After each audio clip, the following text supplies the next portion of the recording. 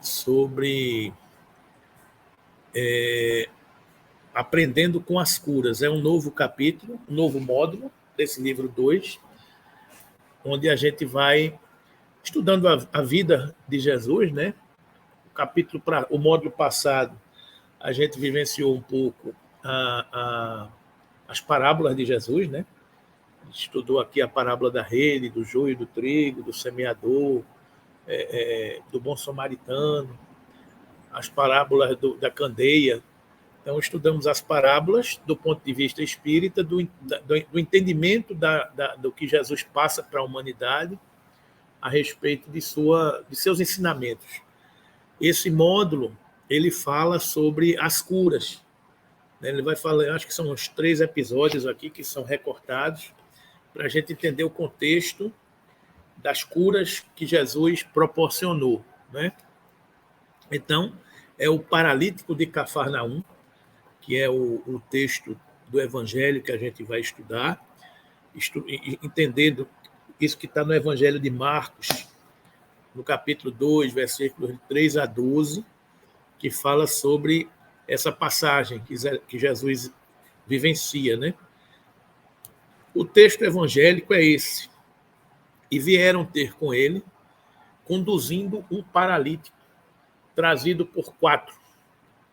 E não podendo aproximar-se dele por causa da multidão, descobriram o telhado onde estava e, fazendo um buraco, baixaram o leito em que jazia o paralítico.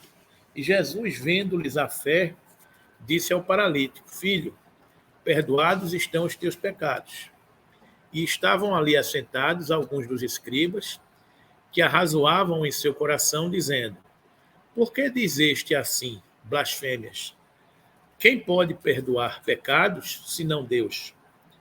E Jesus, conhecendo logo em seu espírito que assim arrazoavam entre si, lhes disse: Por que arrazoais sobre essas coisas em vosso coração? Qual é mais fácil? Dizer ao paralítico: Estão perdoados os teus pecados? Ou dizer-lhe: Levanta-te e toma o teu leito e anda. Ora, para que saibais que o Filho do Homem tem na terra poder para perdoar pecados, disse ao paralítico: A ti te digo, levanta-te e toma o teu leito e vai para a tua casa. E levantou-se e, tomando logo o leito, saiu em presença de todos, de sorte que todos se admiraram e glorificaram a Deus, dizendo: Nunca tal vimos. Ou seja, essa aí é uma passagem que exemplifica essa história, né, que deve ter ocorrido, onde 4 amigos trazem um paralítico deitado numa cama, numa maca, e que quando chegam numa casa, essa casa estava cheia de pessoas porque estavam na presença do Cristo. E ele não se conforma diante da dificuldade, não é? De dizer: não vou poder entrar porque está cheio, eu não vou conseguir acessar Jesus. Aí os amigos, junto com ele, levantam ele para o teto, para o telhado, fazem um buraco no telhado, descem o paralítico para colocar na presença de Jesus. Então, quando chegam na presença de Jesus, Jesus conversa e na presença de Jesus estavam os quem foi que estava aqui conversando? Os fariseus, né? Os escribas. Os escribas eram os coletores de impostos, né? Na época do Império Romano.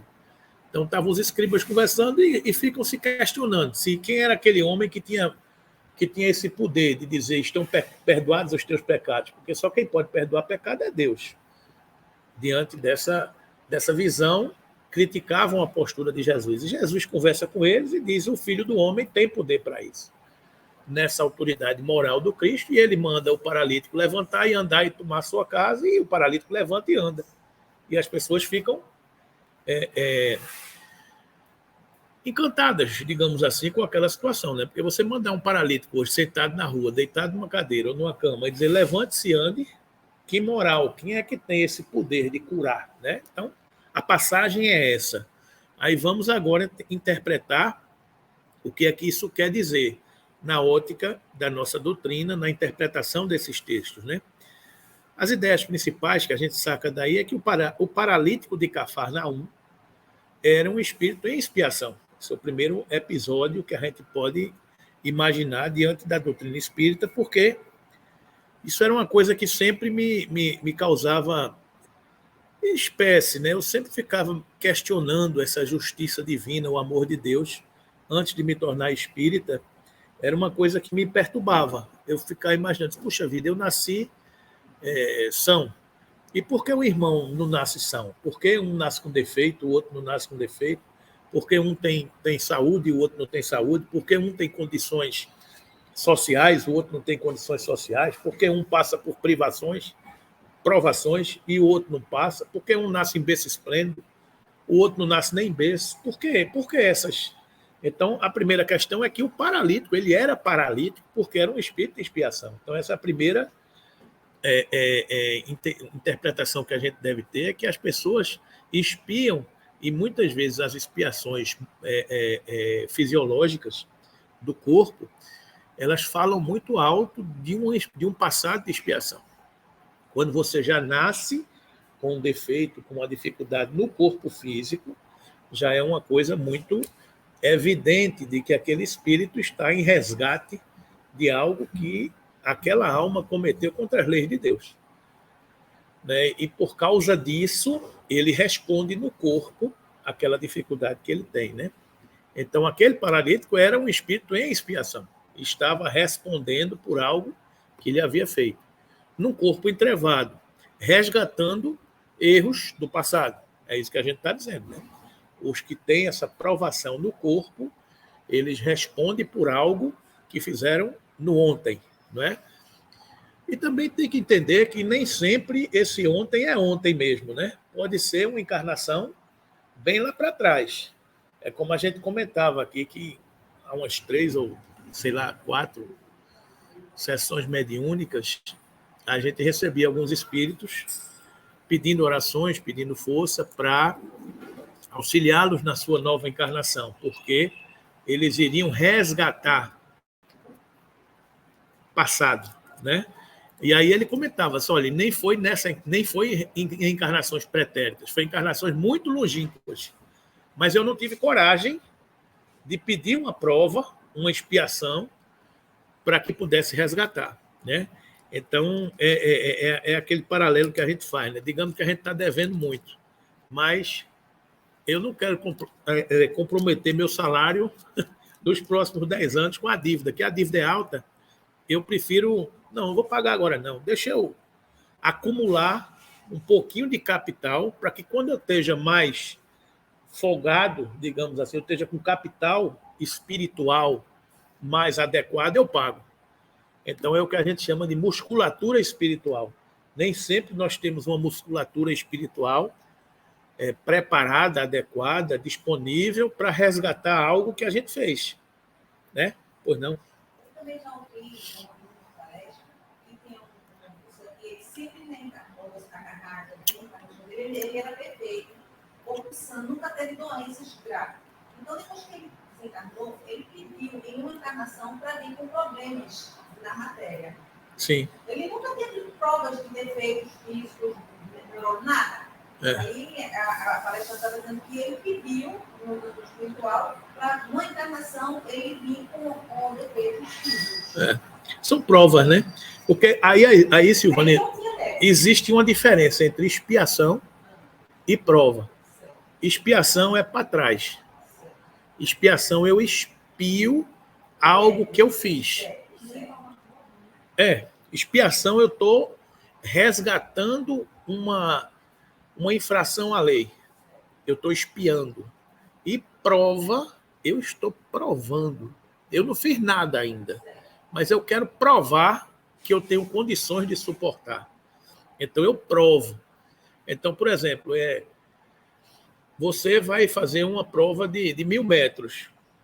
Você nunca passou por uma prova de 1.000 metros, mas você prova para você mesmo. Por exemplo, quem corre uma maratona é um prêmio que você se supera.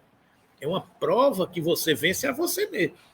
Né? Então, quando você prova, você se prepara para o futuro, para os desafios maiores que advirão. né? Então, uma alma que vai, por exemplo, enfrentar um desafio de tomar conta de uma nação, digamos assim, ela precisa ter capacidade para isso. Então, quem toma conta de nação já deve ter passado por experiências de tomar conta de regiões, de tomar conta de estados, de cidades, de coletividades. Ou seja, a alma se prepara para isso, né? Quando a gente fala que o mundo é de expiações e provas, quando a gente imagina uma escala espírita, a gente pode imaginar que até um determinado momento aquelas almas ainda resgatarão o passado. Mas dali para frente elas provarão o futuro. Dali para frente, talvez aquelas almas não tenham mais o que expiar, porque já resgataram, mas elas têm o que provar. Ou seja, eu vou evoluindo e para evoluir mais eu preciso provar. Eu preciso provar que passei no exame final do segundo ano para poder chegar no terceiro ano. Eu preciso provar, né? Então, a expiação é repetir o ano. Eu repeti o ano, porque eu não passei. Então, eu vou repetir o ano. Então, eu estou expiando. Eu vou fazer tudo aquilo de novo, passar por todas aquelas experiências. Aí eu estou resgatando, porque eu não passei. Agora, quando eu passo, para eu ir mais adiante, eu tenho que provar. Eu tenho que me habilitar e dizer, estou preparado, digamos assim, né? Então, resgate é em relação às coisas que passaram. Prova é em relação ao que vem pela frente, né? Agora, muitas vezes, um resgate é uma prova. E nem sempre uma prova é um resgate. Então, é o contrário, né? Você está resgatando e está provando também. Mas você está provando, não necessariamente está resgatando. Você está apenas provando que você está seguindo adiante, né? Você escolhe reencarnar no meio de uma família com espíritos muito difíceis. E você não tem comprometimento com esses espíritos. Você apenas diz, não, eu vou reencarnar entre eles porque eu tenho que oferecer. Eu vou ser um mediador, eu vou ser uma pessoa que vou tentar ajudar a todos nós evoluirmos. Então você está provando que é capaz de viver no mundo com maiores dificuldades. E nem sempre você tem vínculos com aqueles espíritos. Você, às vezes, está provando que você está sendo um missionário cumprindo uma missão naquele núcleo familiar. Às vezes tem uma alma iluminada que reencarna num determinado contexto e fala, puxa vida, aquele cara é um santo. E pode ser, né? Santo não, mas pode ser uma alma elevada, né? Que está ali provando a sua capacidade. Porque ele reencarna numa família, daqui a pouco ele vai reencarnar como síndico de prédio. Né? Vai ampliando no muito, né? Você vai ampliando os ciclos, né? Mas para isso você precisa provar que você está ampliando esses ciclos, né? O sofrimento resignado lhe abrira o coração para o amor e despertara-lhe o desejo de viver nobremente. Ou seja, sofrer tinha sido uma lição importante para aquele paralítico. Ele estava consciente de sua necessidade do sofrimento e estava resignado diante da sua dor. Tanto é que ele procurou o mestre. Procurou o mestre para se libertar, né? E, por fim, desenvolveu em seu íntimo a fé na bondade divina. Essa vontade de dizer, não, eu vou atrás desse aí porque eu acredito ser o Messias e ele vai me curar. Ou seja, ele desenvolveu internamente, no íntimo, essa vontade, né? A afirmação de Jesus, filho, perdoados estão os teus pecados, indica o término da expiação do doente. Jesus, com a sua autoridade moral, disse assim, não, você já expiou suficientemente. Estão perdoados os teus pecados. Então, ele encerrava ali, passava uma régua e dizia, daqui para frente é vida nova. Né? Porque Jesus tinha autoridade moral para ver, para enxergar essa condição. Né? Daqui a pouco a gente chega nisso. Em decorrência da manifestação da lei de causa e efeito. A leitura atenta do relato de Marcos nos revela alguns ensinamentos que merecem ser destacados. Isso aqui é o ponto principal. A gente entender esses 5 aspectos aqui, que é o ponto principal dessa passagem, dessa cura, do paralítico de Cafarnaum. Primeiro, o desejo de ser curado, acalentado pelo paralítico. Aquela vontade do paralítico de, numa cama, pedir a 4 amigos, subir no telhado, enxergar uma multidão. Puxa, eu quero enfrentar um negócio desse, né? Segundo, o dedicado apoio dos 4 amigos, porque também não é qualquer um. Você tá doido, rapaz? Eu vou pegar tu, botar na cabeça, subir no telhado, tu tá maluco? Eu não vou nem tá maluco, vou não. Mas os amigos estiveram presentes, né? Então isso é uma outra coisa importante da gente observar. Terceiro, as dificuldades que o doente e os seus amigos tiveram que enfrentar. Chegaram lá, já foi muito cada um pegar do lado da cama e levar o camarada. Quando chegou lá, uma multidão. Disse, pai, vamos voltar. Tu é doido, a gente vai enfrentar isso? Não, a gente vai subir no telhado, vai arrumar um buraco, vai arrumar uma corda para descer você. Vê que confusão?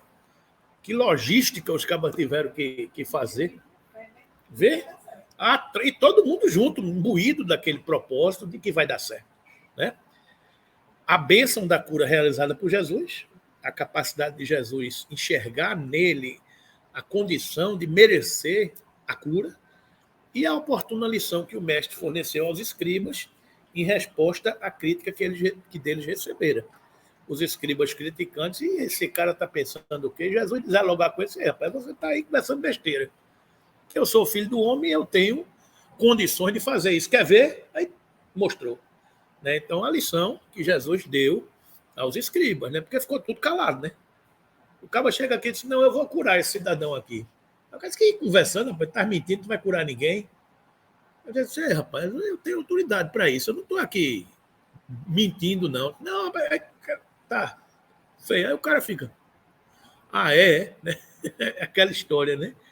Então, são esses 5 aspectos que a gente observa nessa passagem aqui do paralítico de Cafarnaum. Curas. À época de Jesus, as curas tinham um caráter religioso ou mágico. Ainda hoje é assim. Se você falar numa cura, as curas têm um caráter religioso ou mágico, fora do normal, paranormal. Né?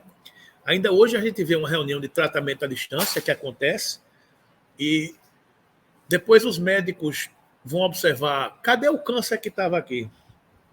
O gato comeu.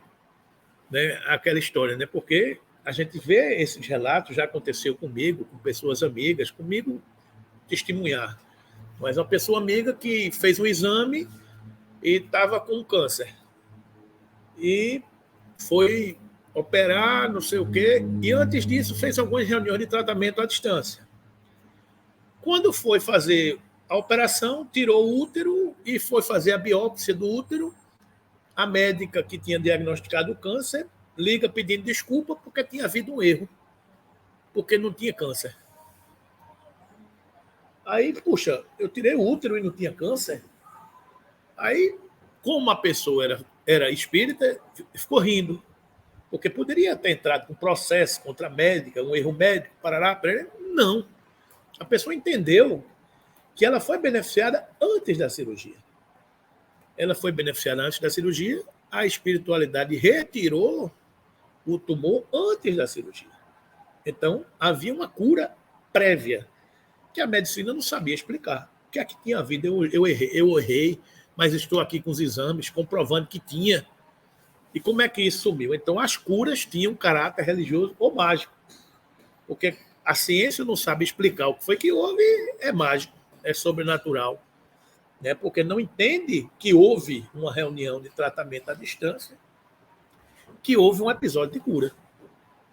Diga lá. Eu realmente tenho a dizer que eu fiquei curada no meu câncer antes de completar todo o ciclo de quimioterapia. Isso. Porque quando eu fiz os exames de comecei a quimioterapia, estava com quimioterapia para adiante. Quando eu fiz os exames, e realmente, né, você está curada, então você não vai mais fazer quimioterapia. Cadê o queijo que estava aqui, né? O gato comeu, né? O gato comeu. Todos os meus linfomas foram curados.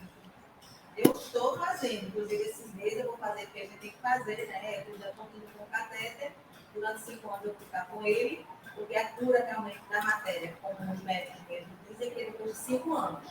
Mas a cada 3 meses eu faço todos os exames e graças a Deus até hoje não dá. A gente vai falar um pouquinho sobre isso, sobre a visão espírita do que é que acontece. Eu fiz todo o tratamento presencial, fiz à distância, nunca deixei de vir ao mesmo doente, eu nunca deixei de vir. A gente vai falar um pouco sobre isso, né? Então, tinha um caráter religioso ou mágico devido ao pouco desenvolvimento da ciência. E o que a gente fala é o seguinte: havia um caráter mágico e religioso, místico, da religião, porque não se conhecia a ciência, porque a ciência não tinha evoluído. Então, se tinha uma distância muito grande, e nem os religiosos eram simpáticos à ciência, e nem a ciência era simpática aos religiosos. Aí é que a gente comenta que o desafio de Kardec, quando codifica a doutrina espírita, era exatamente se meter nesse meio, porque a doutrina espírita é ciência, filosofia e religião. Então, Kardec se metia no meio acadêmico, científico, para discutir as coisas da ciência enquanto espiritismo, e se metia no meio das religiosos, para discutir a religião espírita no meio do religioso. Então, vê a confusão que Kardec comprou com a doutrina espírita. Ele brigou, ele revolucionou ideias do campo religioso e do campo científico, com uma doutrina que está nas leis naturais. Então, hoje, o que a gente está discutindo aqui é que a doutrina espírita se tornará crença comum, que os espíritos nos dizem. Os espíritos não nos dizem que o espiritismo se tornará religião comum.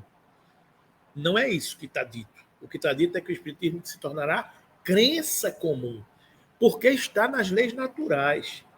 A crença na doutrina espírita, ela se tornará comum porque todo mundo entenderá que faz parte das leis naturais.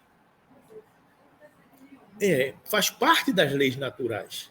Então, quando as leis naturais se aproximam, a religião começa a entender e a respeitar. Não existe mais milagre, não existe mais sobrenatural, tudo torna-se natural. Por exemplo, um espírito se comunicar através de um médium, antigamente era natural, era proibido. E as próprias escrituras proibiram, porque naquela época havia-se o receio dos falsos profetas. Então, Paulo proibia aquelas pitonisas, aqueles médiuns de falarem, porque ele sabia que naqueles espíritos estavam se comunicando, eram zombeteiros, perturbadores, que lhe estavam faltando com a verdade. Então, na dúvida do médium, na dúvida do espírito que se comunicava, não fale. Não é assim até hoje? Às vezes a gente vê um espírito se comunicar numa reunião mediúnica e ele fala: eu sou fulano de tal. Mas não é coisa nenhuma. Porque hoje a gente já tem critérios de entender que o que importa é o conteúdo da mensagem. A gente já sabe distinguir o que vem de Deus e o que não vem de Deus. Mas isso a gente vai evoluindo e vai começando a compreender. Um médium como o Chico Xavier foi um instrumento preparado para ser um instrumento, um filtro puro, para que não houvesse interferência da matéria na comunicação que fosse dada. Porque os médiuns são imperfeitos. Nós temos as nossas imperfeições, daí a maioria das comunicações serem conscientes. Não são comunicações inconscientes. O médium inconsciente é aquele que oferece completamente o seu aparelho e o espírito comunicante toma conta. O espírito encarnado, médium, não interfere. É muito raro, raríssimo acontecer uma coisa dessa. Para vocês que são médios, normalmente você recebe, interpreta e entrega. Recebe. É a telefonista que eu falei que tinha. Recebe de um lado a ligação, pega o cabo, passa por você e você conecta do outro lado. No meio, tem aquela brincadeira de telefone sem fio. Lembra da brincadeira de telefone sem fio? Eu vi uma coisa, mas eu disse outra coisa. Quem ouve um conto, aumenta um ponto. Então, aí a dificuldade do médium dizer uma coisa que ele ouviu. Porque tem a influência dele, tem os valores dele, tem os costumes dele. E aí cabe a gente estar filtrando. Eu recebi um mentor aqui que está dizendo isso, aquilo, aquilo outro. Tranquilo, beleza. Obrigado, meu irmão. Ajudou, então está valendo. Não ajudou, está valendo também, está tudo certo. Tudo isso serve para o aperfeiçoamento de todo mundo, né? Conhecimento, crescimento. Então, um médium como Francisco Cândido Xavier foi um médium preparado adredemente, como o Divaldo Franco, que são dois postes que vêm para iluminar a humanidade. Por isso que tem que ficar distante, porque quanto mais distante estiver, mais luz ele projeta na região para cobrir todo mundo. Então, não podia ser um médium qualquer para passar uma revelação, para passar tantas informações, né? Então, os médios vão se preparando para poder passar com clareza, com tranquilidade, essas mensagens, né? Então, nos dias atuais, porém, sabemos que o apoio espiritual está sendo aos poucos aceito pela ciência.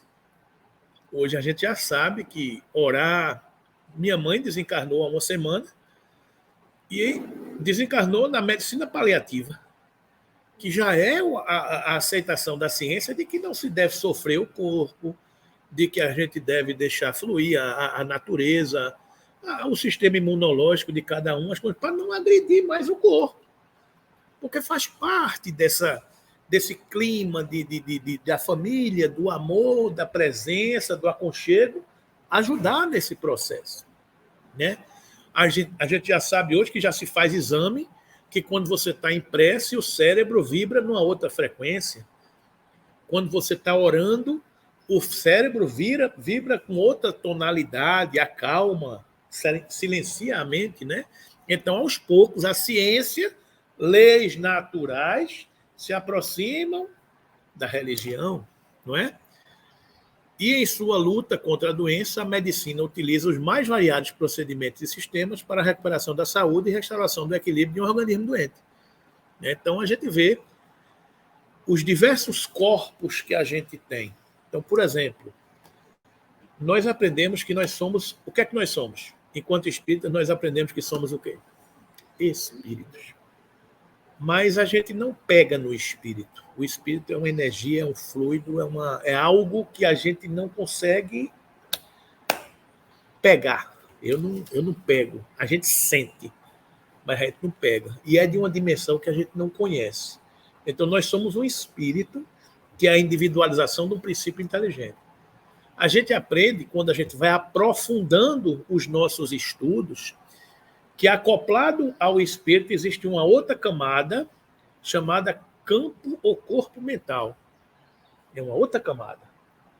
E que acoplada a essa outra camada, campo ou corpo mental, tem uma outra chamada perispírito. Que acoplada a essa outra camada, quando a gente está encarnado, tem uma outra chamada duplo etéreo. Que acoplada a esta camada, quando a gente está aqui na carne, a gente tem o corpo físico. Então, em tese, a gente tem aí uma cebola com 5 cascas. Espírito, campo mental, perispírito, duplo etéreo, corpo físico. Quando a gente está doente e que a ciência faz um exame, ela examina o corpo, ela examina o mais externo, porque é o que a gente consegue enxergar hoje, né? Mas a gente sabe que a matriz e a origem de tudo é o primeiro, o espírito. Então, do bloco espiritual, emanam vibrações, correntes fluídicas que chegam até o corpo físico. E do corpo físico, emanam vibrações que a gente capta na natureza, nas relações, que vêm em sentido contrário. Nós somos, em tudo, a resultante desse bloco de informações que vem do bloco espiritual para o corpo físico e vice-versa. Nós somos a resultante disso. Então, se eu, numa encarnação pretérita, eu usei mal o meu corpo físico, que é a última camada, este corpo físico, porque eu usei mal, ele, como mata-borrão que ele é, o carbono que ele projeta esse mau uso nos meus arquétipos, no meu arquivo. E onde é isso que ele registra? No perispírito. E fica arquivado no perispírito esse mau uso. E esse mau uso desse meu perispírito fica lá registrado. E quando se desencarna, o corpo físico e o duplo etéreo voltam para a natureza e o perispírito, campo mental e bloco espiritual continuam vivos, porque são permanentes. Numa nova encarnação, este bloco espiritual conduzirá à formação de um novo corpo físico. Então, se neste corpo espiritual existe uma mazela provocada na encarnação pretérita, este modelo organizador biológico, como chama Jorge Andréa dos Santos, ele plasma no novo corpo físico aquela dificuldade que ele tinha registrado na encarnação pretérita. Daí nasceu o corpo paralítico. Daí nasceu uma criança excepcional, porque teve algum problema numa região mental. E aí, o que acontece? Esse corpo físico responde pelo expurgo dessa alma. Porque a alma, para se limpar, se purificará, ela precisa expurgar as suas mazelas. E não há outra forma de expurgar mazelas senão pelo corpo físico. Entendeu, gente? Então você veja o seguinte, eu tenho uma mancha no meu perispírito, mas para eu limpar essa mancha, eu tenho que estar acoplado com uma matéria que precisa ser o veículo de eliminação. E eu só consigo isso numa nova encarnação. O espírito puro já não, ele só vai na missão. O espírito já está puro. Ele não tem mais o que expurgar da matéria. A densidade do seu perispírito é espírito puro. Porque o perispírito evolui de acordo com a evolução do espírito. Quanto mais evoluído for o espírito, mais sutil, mais sublime é o seu perispírito. Porque imagine um perispírito denso, cheio de dificuldades para expurgar. Então, é um perispírito mais pesado, porque ele precisa mais ligação com a matéria para ir expurgando essas coisas. Quanto mais puro ele for, menos necessidade de matéria ele tem. Ou seja, se ele tem menos necessidade de matéria, ele é mais espírito. Espírito, matéria. Quanto mais matéria, mais próximo da matéria. Quanto mais espírito, mais próximo do espírito. Então a gente fica no... Diga lá. Veja, espírito puro para reencarnar na Terra é uma dificuldade muito grande. Porque, por exemplo, nós estamos num planeta de expiações e provas. Então, existe uma influência da casa material que a gente habita, que ainda é uma casa material densa. Então, os espíritos que encarnam na Terra, eles têm um perispírito ainda com ligações com a matéria. Para um espírito como Jesus, encarnar na Terra foi uma dificuldade, deve ter sido uma dificuldade enorme. Daí vem as discussões. Jesus não tinha um corpo de carne, tinha um corpo... Aí vem essa discussão, que eu não vou entrar no mérito, porque aos olhos das leis de Deus, a gente não sabe o que pode acontecer. Mas nos livros de André Luiz, a gente vê a dificuldade que um espírito que ainda habita a Terra, ele tem para materializar o seu perispírito para poder aparecer para a equipe de André Luiz. Então, por exemplo, no livro Obreiros da Vida Eterna, você vê uma passagem chamada O Visitante Ilustre, onde vem um espírito das camadas que a gente viu ontem, as esferas superiores da Terra, a gente não viu as... Vem um espírito das esferas superiores da Terra que habitam colônias espirituais naquelas abóbadas celestes lá em cima, porque a pureza do perispírito é muito elevada. Então, aquele espírito, para poder descer para aquela camada em que se encontrava, ele tem que se materializar. Por isso que ele entra no tubo, ele entra com médium, para poder o médium fornecer matéria para aquele perispírito se impregnar dessa matéria para poder aparecer. Porque a matéria é sutil. E a matéria sutil ela não é presenciada, ela não é percebida por quem não está com os aparelhos em condições de perceber. Então, Asclépios, que era um espírito elevado, mas ainda ligado à Terra, precisou se materializar para aparecer para André Luiz e a equipe dele, que estava na crosta, que estava na região do umbral, da colônia Nosso Lar. Então, ele precisou aparecer ali, para isso ele precisou se materializar. E para se materializar, ele precisou de médiuns, de espíritos daquela região, para fornecer matéria espiritual do seu perispírito, para o perispírito de Asclépios se materializar. Então, é um... Diga aí. Nós temos a noção de que nós estamos no mundo de provas e expiração. Sim. E também estamos tendo a noção de que nós estamos no mundo de evolução. Sim. Então, para que esse mundo que nós estamos vendo evolua, é preciso que muitos espíritos de teor evolutivo, perfeito, comecem a reencarnar. Então, todo esse processo que você está falando tem que existir... Uma troca. Para que eles possam reencarnar, para que É como se diz, a gente vai ter a varredura, como você falou, doutora, aqui no planeta Terra, para daqui a uns 50 ou 100 anos, sabe? Seja só um mundo de, não só um mundo de expressão, mas sim um mundo de evolução. Veja, Suana, não é 50, 100 anos, né? Bota tempinho. Mas Bota um tempinho a mais. Vamos ser econômicos para a gente pensar nas nossas escalas. Mas é mais. Porque as contas nas escalas divinas são muito maiores. A gente não tem noção. Mas é algo em torno de 7.000 anos para a gente passar por um processo desse. Né? Então, está existindo. Nada no universo para. Enquanto a gente está conversando aqui, o universo se movimenta. A Terra está rodando numa velocidade que a gente não concebe. A Terra está girando em torno de seu próprio eixo numa velocidade que a gente não concebe.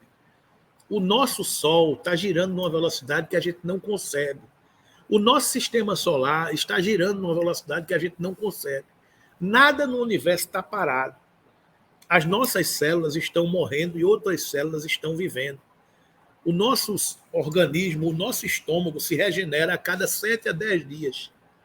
A cada 7 a 10 dias nasce um estômago novo, formado por células novas que se multiplicam, que nascem, se reproduzem e vão dando vida. O mecanismo da doença, ele se reproduz a partir de um mata-borrão, de um modelo organizador biológico. Que modelo organizador biológico é? É o perispírito. Se num determinado momento esse meu perispírito se desarranja por um pensamento, por uma mágoa, por uma dificuldade, ele começa a gerar problemas na formação dessas novas células. Daí os tumores cancerígenos. O tumor cancerígeno é vida, mas é uma vida em desalinho. É o que o médico dizia à minha mãe, olha, eu vou tentar matar o câncer, mas ele também é vida, ele vai tentar viver. É uma vida desarrumada e desestruturada, mas ele vai tentar viver. Eu vou meter química nele, mas ele vai tentar viver. E foi o que aconteceu. Minha mãe tinha um tumor no fígado, ele deu uma porrada, uma bomba química no tumor, o tumor, mas ele escapa. Porque a vida sempre encontra uma saída. Pode não ser a vida que a gente queira, mas é como você arrancar mato no jardim. Você arranca mato no jardim e ele nasce de novo em outro canto. Porque a vida sempre encontra uma saída. Aí você diz, e como é que faz para acabar com isso? Quando os pensamentos e as vibrações do espírito, do bloco espiritual, começam a reparar essa região que está em desalinho. Aí entra Jesus e dizer, os teus pecados estão perdoados. Porque para Jesus, com a sua acuidade visual e a sua força moral, ele enxergou naquela alma que ela já tinha resgatado. Que pela alma que ela se tornou, ela já estava em condições de superou. E seu perispírito já estava expurgado daquela mazela que ela tinha adquirido. Então, se a partir dali o pensamento continua em alinhamento, em harmonia, em prece, em paz, aquilo não vai gerar mais desalinho.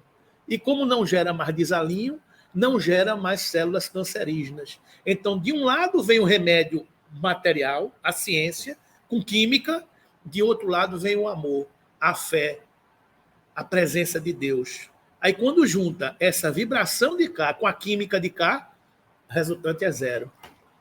Isso é cura, isso é merecimento, isso é oportunidade de um bloco que quer amar, superar e vencer com a ajuda da ciência que vem do lado de cá. Religião e ciência se fundem numa só palavra, amor, crescimento e evolução. É isso a cura do paralítico de Cafarnaum. Jesus observar que ele merece estar curado, Jesus ter autoridade moral para fazer isso, a presença dos amigos, porque ninguém está só numa batalha dessa, um amigo dá mão ao outro para poder a gente superar tudo isso, a capacidade de superação, de subir a um telhado, de descer, porque todas as vezes que a gente precisa chegar a Jesus, a gente precisa subir. A gente subir nas esferas espirituais. Para que a vibração de amor chegue ao seu coração, você não pode permanecer na crosta. Você tem que ascender aos céus. a sua percepção mental, o seu pensamento, a sua fé tem que ir para as esferas superiores, para você não estar mais contaminada com as dificuldades, com as dores, com as intrigas, com os problemas da matéria. Então você sobe. Por isso que é a simbologia de subir ao telhado. E quando sobe ao telhado, não pode entrar de uma vez, acha uma brecha, um buraco. O buraco é o caminho que você vai encontrar para chegar a Jesus. É o argumento, é a fé que vai abrir essa lacuna para você chegar lá dentro. Né? E quando você chega lá, você se ajoelha diante de Deus, ou seja, reconhecer a superioridade do Cristo divino e se quedar diante dele, para reconhecer essa autoridade que ele tem. Né? Então, o processo de cura que a gente está entendendo aqui, que a gente está estudando aqui, é exatamente isso. É a gente compreender as leis divinas de um bloco que emite vibrações, a gente entender as leis da ciência, de uma ciência que projeta também o conhecimento que ela tem. Quando a gente se soma nisso, está resolvido. Diga aí, meu irmão. O mundo não faz, na verdade, um pensamento não sabe, né? Nós somos bombardeados infinitamente por pensamento. Então, entre um pensamento e outro pensamento existe o quê? O silêncio. Isso. Então, é no silêncio, ou seja, na fé, no amor, você encontra. Que eles se fundem, né? É isso aí. Então, gente, é isso aí. Nesse sentido, assinala o espírito Bezerra de Menezes. Raia uma madrugada nova. O momento que a gente está entrando, né? Em que a ciência e a religião dão-se as mãos em benefício da criatura humana. O que vem de Deus e o que vem da terra. Dão-se as mãos em benefício da criatura humana. Amanhece dia novo para a sociedade terrestre, cansada de sofrer, voltando-se para Jesus Cristo, o modelo e guia da humanidade, a fim de transformar o mundo de provas e de expiações em um planeta de regeneração. Já não é possível postergar o surgimento destes gloriosos dias, porque o Consolador que Jesus prometeu encontra-se na Terra. Está na Terra. A doutrina espírita está aí esclarecendo. Está aqui na Terra. A gente está dizendo ao mundo, não há morte. A gente está aí dizendo ao mundo o que é que está acontecendo. Está na Terra, né? Para arrancar pelas raízes os fatores que levam ao desespero e à alucinação. Não apenas para enxugar as lágrimas que os olhos vertem, senão para estipar as causas das problemáticas afetivas das criaturas humanas. E aí eu gostaria de dizer o seguinte. Chega um ponto, Silvana, que nesse processo de cura, eu testemunhei isso, eu via isso com o processo da minha mãe. Minha mãe tinha um corpo de 83 anos, onde o fluido vital armazenado no duplo etéreo, ele já não tem a mesma vitalidade para refazer, regenerar as células com a mesma força, com a mesma vitalidade, porque já estava se chegando no processo de esgotamento. Então, por mais amor, por mais química que você conseguisse colocar, eu não tinha mais capacidade de regeneração. É aquele exemplo que eu disse aqui uma vez, é o carro que está com motor de arranque ruim e que eu boto uma bateria nova. A bateria nova é fluido.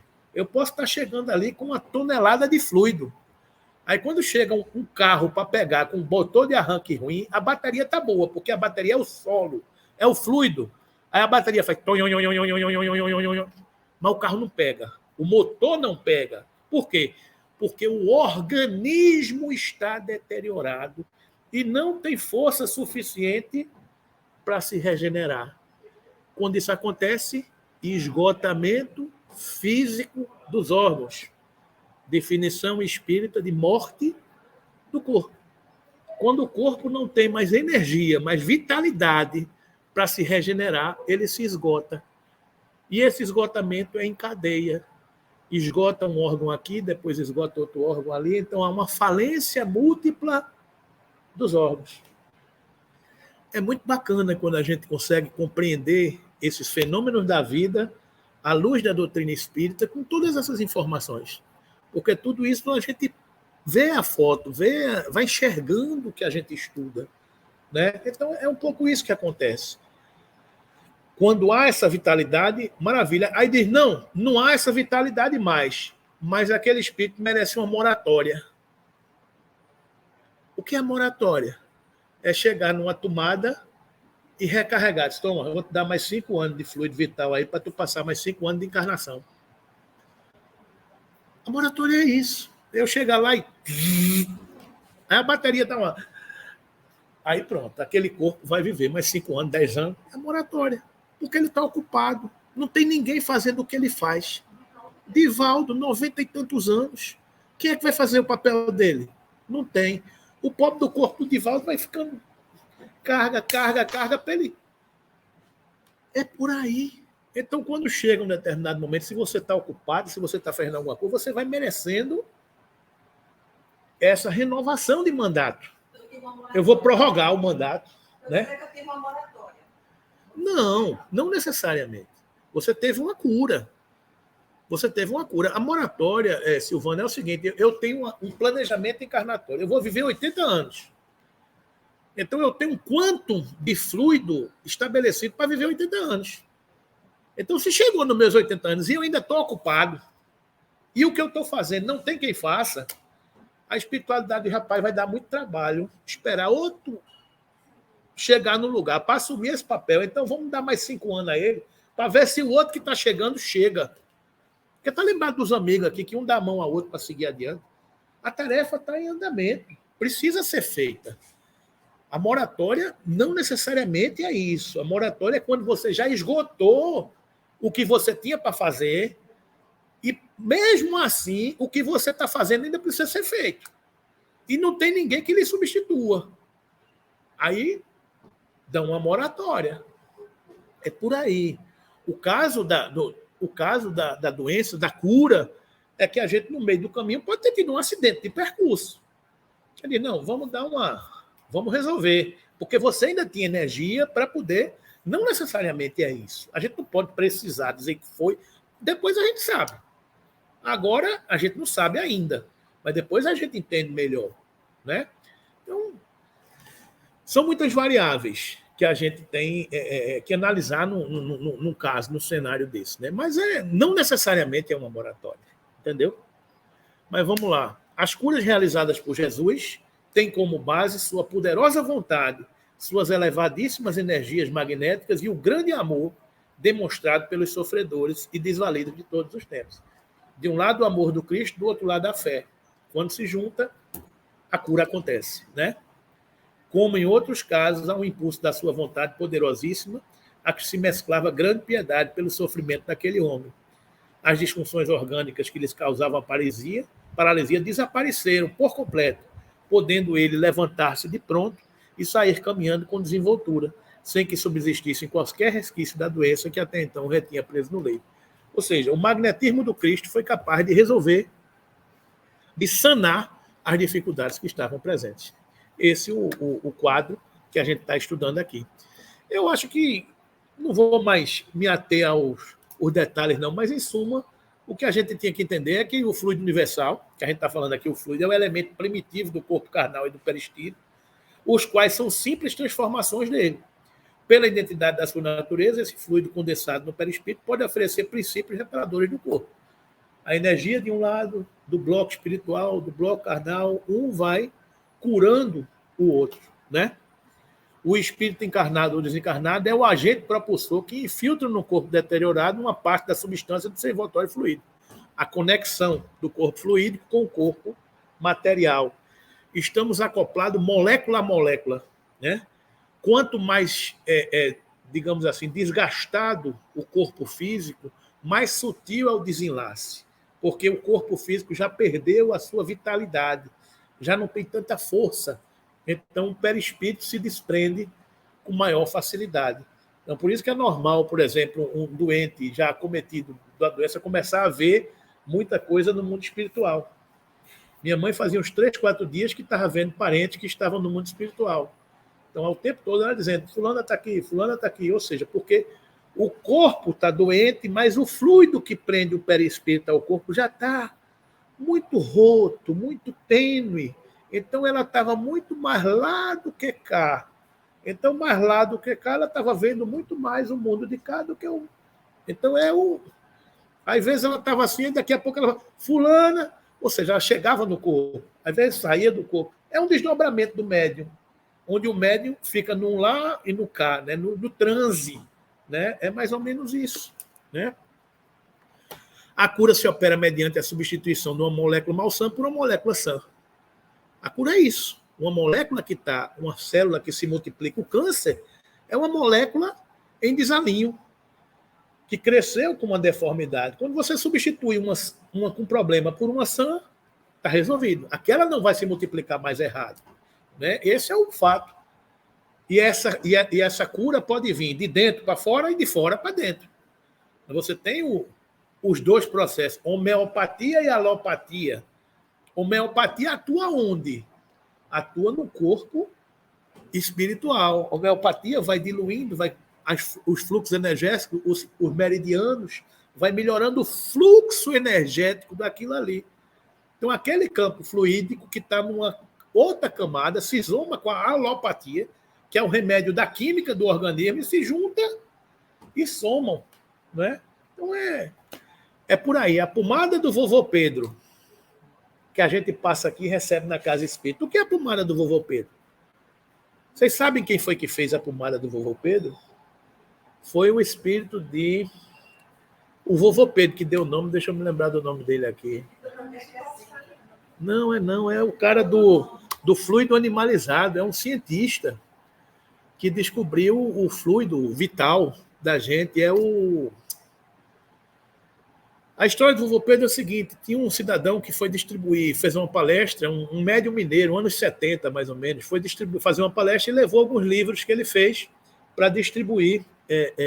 Mesmer. Ele levou um fluido, um livro para distribuir.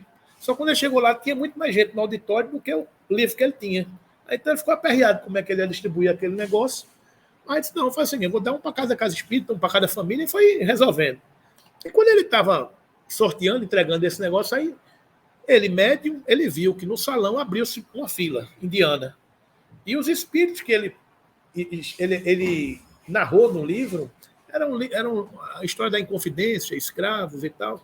Aí quando ele viu, os espíritos se afastaram assim. E no meio da fila indiana veio um espírito assim, provavelmente mais elevado, caminhando em direção a ele. E ele ficou olhando aquela cena aqui, conversando com as pessoas, e como médium olhando aquela cena, né? E o espírito veio e se dirigiu a ele. Aí ele parou o que estava fazendo aqui, e o espírito disse,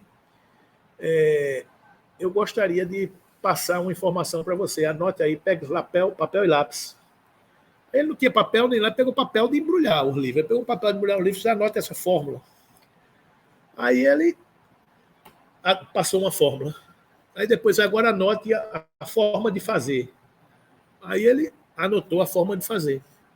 E quando ele estava fazendo tudo aquilo ali, ele disse, agora faça isso, porque isso aqui é um presente que você vai dar gratuitamente, onde você for, para evitar esse tipo de problema. Então você doe isso quando chegar nos cantos. Tem um nome, só você pronunciar. Mesmer. Não. Aqui tem dizendo que foi ditada pelo espírito médico. Médico? Não, foi Mesmer. Mesmer, é o mesmerismo, Mesmer, Antônio Mesmer. Aí ele disse, como é seu nome? Aí ele disse, bota aí vovô Pedro. Foi a primeira informação foi o João Nunes Maia, é um médium. Mesmer, é o mesmerismo. Se você olhar no Google aí, o Mesmer, veja o que foi que ele descobriu. Ele descobriu era um cientista que descobriu as forças anímicas da alma. Então, o que é que ele fez? Ele deu essa fumada. Aí, o princípio ativo disso aí é a forma de fazer, é o amor, é o ingrediente que você ativa no preparo. 10 anos depois, João Nunes Maia estava numa biblioteca em São Paulo, pesquisando um livro. Quando ele viu, abriu a página assim, olhou o retrato, o cara. Aí disse, eita. Aí ele olhou para o lado assim, ele apareceu. Aí ele disse, sou eu mesmo. Agora, 10 anos depois, eu posso dizer quem sou eu. E o princípio é esse que vocês estão ativando, comece a espalhar. E hoje está difundido em mais de 30 cidades aí, a pomada de vovô Pedro. Então, o princípio ativo do vovô Pedro é o amor. Porque quando você ativa a pomada de vovô Pedro, que está ali presente, os ingredientes de quem fez, em prece, fluidificando, em harmonia, e quando você passa em você e acredita, o fluxo que vem de um lado e que vem do outro. Né? As coisas se se encaixam, né? Então, é esse princípio que a gente vai entendendo como as coisas se dão, né, gente? Então, a cura é a substituição de uma molécula malsã por uma molécula sã. O poder curativo depende da pureza da substância inoculada, da energia da vontade e das intenções daquele que deseja realizar a cura. Ok, gente? Aí eu não vou mais passar adiante, mas principalmente vocês entenderem que o princípio que a gente está discutindo aqui é o princípio do amor, onde a gente vai entendendo a fé do cidadão, né, que precisa fazer esse processo pela fé, entender o amor de Deus, a participação dos amigos e a superação dos obstáculos. Porque a multidão representava um obstáculo, mas eles não pararam diante da multidão. Eles enfrentaram aqueles desafios e venceram as dores, venceram as dificuldades. Então, todos nós somos um pouco desses paralíticos de Cafarnaum, né? Em cada um dos dias das nossas vidas, enfrentando as nossas dificuldades, as nossas adversidades. E o poder da cura está em toda parte, presente, com a nossa capacidade de superar, de vencer e de seguir adiante. Então, a gente fica por aqui, nesse primeiro episódio das curas de Jesus, desse paralítico de Cafarnaum. Vamos fazer a nossa prece final.